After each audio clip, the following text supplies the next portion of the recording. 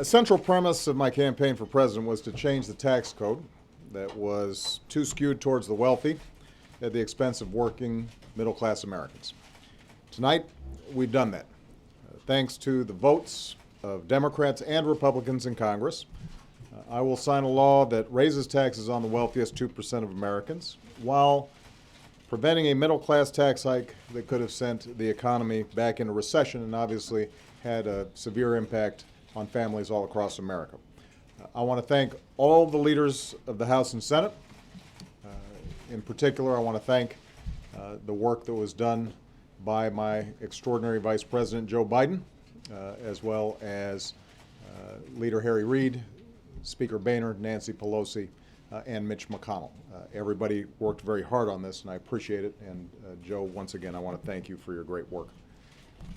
Under this law, more than 98% of Americans and 97% of small businesses will not see their income taxes go up. Millions of families will continue to receive tax credits to help raise their kids and send them to college. Companies will continue to receive tax credits for the research that they do, the investments they make, and the clean energy jobs that they create. And 2 million Americans who are out of work, but out there looking, pounding the pavement every day, are going to continue to receive unemployment benefits as long as they're actively looking for a job. But I think we all recognize this law is just one step in the broader effort to strengthen our economy and broaden opportunity for everybody.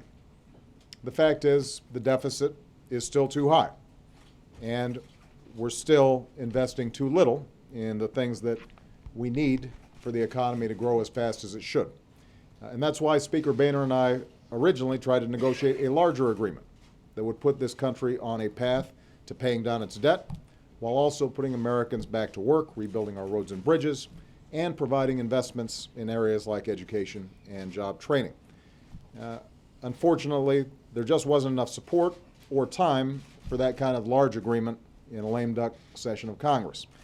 And that failure comes with a cost, as the messy nature of the process over the past several weeks has made business more uncertain and consumers less confident. But we are continuing to chip away at this problem, step by step. Last year, I signed into law $1.7 trillion in deficit reduction. Tonight's agreement further reduces the deficit by raising $620 billion in revenue from the wealthiest households in America. And there will be more deficit reduction as Congress decides what to do about the automatic spending cuts that we have now delayed for 2 months. I want to make this point. As I've demonstrated throughout the past several weeks, I am very open to compromise. I agree with Democrats and Republicans that the aging population and the rising cost of health care makes Medicare the biggest contributor to our deficit. I believe we've got to find ways to reform that program without hurting seniors who count on it to survive. And I believe that there's further unnecessary spending in government that we can eliminate. But we can't simply cut our way to prosperity. Cutting spending has to go hand in hand with further reforms to our tax code so that the wealthiest corporations and individuals can't take advantage of loopholes and deductions that aren't available to most Americans. And we can't keep cutting things like basic research and new technology and still expect to succeed in a 21st century economy. So we're going to have to continue to move forward in deficit reduction, but we have to do it in a balanced way, making sure that we are growing even as we get a handle on our spending. Now, one last point I want to make. While I will negotiate over many things, I will not have another debate with this Congress over whether or not they should pay the bills that they've already racked up through the laws that they passed. Let me repeat. We can't not pay bills that we've already incurred. If Congress refuses to give the United States government the ability to pay these bills on time, the consequences for the entire global economy would be catastrophic, far worse than the impact of a fiscal cliff. People will remember back in 2011, the last time this course of action was threatened, our entire recovery was put at risk.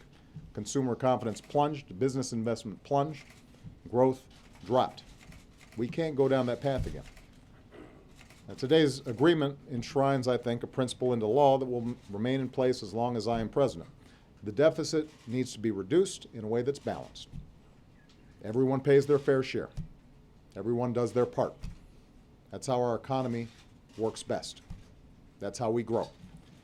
The sum total of all the budget agreements we've reached so far proves that there is a path forward, that it is possible, if we focus not on our politics, but on what's right for the country. And the one thing that I think hopefully in the new year we'll focus on is seeing if we can put a package like this together with a little bit less drama, a little less brinksmanship, not scare the heck out of folks quite as much.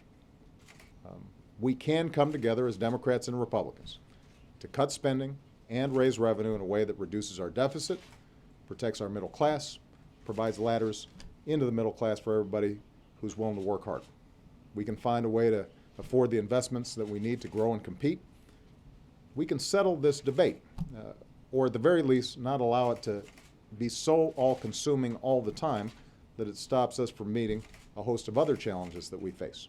Creating jobs, boosting incomes, fixing our infrastructure, fixing our immigration system, protecting our planet from the harmful effects of climate change, boosting domestic energy production, protecting our kids from the horrors of gun violence.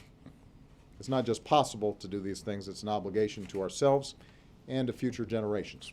And I look forward to working with every single member of Congress to meet this obligation in the new year. And I hope that everybody now gets at least a day off, I guess, or a few days off, so that people can refresh themselves, because we're going to have a lot of work to do in 2013. Thanks, everybody. Happy New Year. Sir, don't you have